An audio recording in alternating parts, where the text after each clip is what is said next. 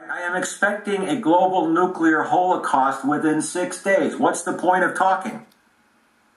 I guess. In other words, we should be making love. In other words, Israel and the United States have obviously, for reasons we're documenting extensively on the World News Desk at CollapseNet, decided to commit to an attack which will trigger a global nuclear war. Talking about it now is pointless. What kind of miracle do we expect from you to sit around talking to somebody about 9/11 when we're going to be toast in a few minutes or a few days? So how are you going to spend your last 6 days? I mean, let's talk positives. I mean, what are we going to do? All right.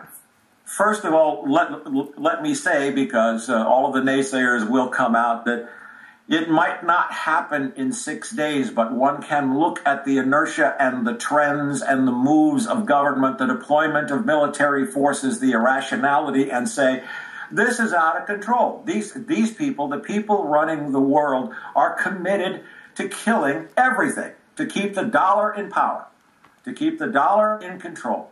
Everything else is moot. I want to find out if we survive the next 6 days.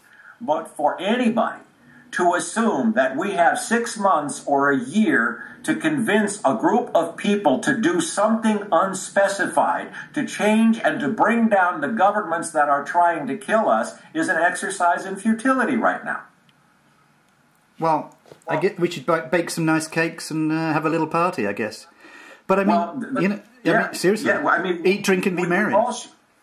We all should be sitting on our hands for the next 6 or 7 days. Yeah. And the only thing that the world that's important anywhere in the world now is, by some miracle, for the people of the world to intervene to prevent the war, which seems to be absolutely unpreventable at this moment. If we don't prevent that war, any other discussion is wasted energy. Well, apart from the discussion about how deep is your bunker, I guess. Well, I don't have a bunker. Well, you've got 6 days, you've got a spade. Would you see this kind of rebalancing that you're talking about? Do you see that as involving a nucleus of some level of nuclear engagement? I mean, do you see that as being almost a necessary part of humankind growing up? No. Let me try to expand on that a little bit. The rebalancing will happen with or without us. Mother Earth, nature, and this planet will restore balance. The human species is the only species that could disappear from this planet tomorrow, and every other species on the planet would be happier for it. We are idiots. The human race is idiots. We are children.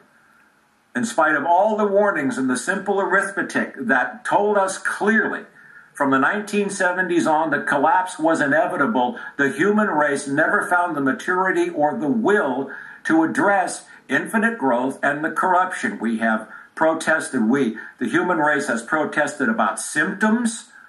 It has, and I'm totally, Occupy, in my opinion, was and remains the last best hope for mankind. But now you've got about 5 days to bring governments, 5, 6 days, whatever it's going to take. I'm not setting Sure. We have a very short window of time to bring down governments. I mean, you talk about humankind being immature and idiots and behaving stupidly, but you also, to go backwards to something we talked about earlier, we also have a situation where there are people who are strategizing, who are extremely cogent, who are extremely determined, that have a plan, that are unfolding whatever they wish to do. I mean, this isn't some kind of chaos that we're living in. I mean, it is, at some level, you're saying it's to prop up the dollar. However you want to frame it, there are people who are doing bad things according to plan and according to a determination to do them. That's not idiocy, it's not immaturity, it's something else. So it's insanity. It's insanity, certainly. But then, you've got all of humankind trying to do their thing. You might say they're immature or idiots, but they're also, they just want to have a bit of fun, they want to relax, they want to not be in a state of fear, they want to love each other. What we want to do, have fun and make love and have flowers and make peace, not war, that's a childish fantasy, because what the reality is that until you change the way money works, you change nothing. And the human race has never found the will to address the infinite growth paradigm. So anything else that is attempted is cosmetic and masturbation. The question of monetary reform is at least being talked about, and it's being talked about within Occupy. It is being talked about. There are groups who are engaging with this issue.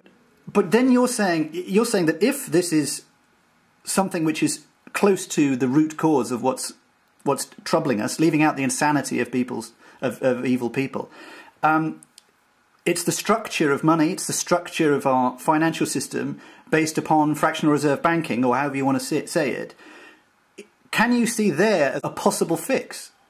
Not before Israel and the U.S. push the button and launch the airstrikes and Russia starts responding with nukes and China does. Had the world listened to all of the whistleblowers who came forward, whether it be about CIA and drugs, Iran-Contra, the presidential election stolen in 2000, and especially 9/11, with all of the obvious lies that were told around September the 11th, there might have been time to change something. We have used up that clock.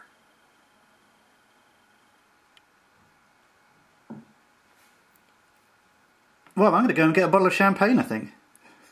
Well, I think what we all need to do is to sit and watch what happens over the next 4 or 5 days and understand, absolutely clearly that if the United States and Israel attack Iran, all of your plans to discuss, to sign petitions, to have a protest, to occupy are wasted. They're futile.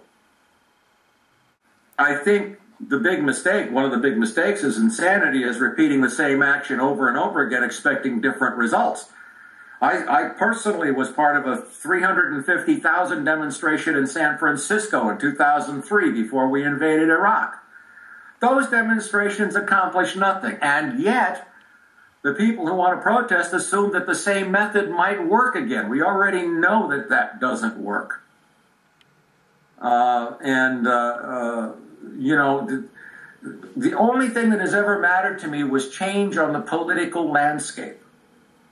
And what I have seen with Occupy was a new breath of air, because Occupy did do things that no other movement had been able to do ever in my life. And you got to believe I've seen them all since the 1960s. But Occupy, went through a very organized, systematic repression. And it's trying to regather itself, but everybody needs to understand that there's no more timeouts on this field. The game clock of human industrial civilization has got a very clear marker on it now. It ends when the United States and Israel attack Iran. All the military assets are being moved. The Israeli cabinet has voted to attack. We have done the United States has committed a direct act of war against Iran by shutting it off of the SWIFT mechanism. And the United States now losing everywhere in the world, especially in Afghanistan. It's the rout in Afghanistan has reached a point where it sees no other option. And there is no reason left in world leadership. And only a miracle at this point can prevent the destruction of everything on this planet. So let's just say finally, if you were to say something to someone who had any kind of political power at the moment, any kind of political influence, what would be your message to them? Resign. Stop.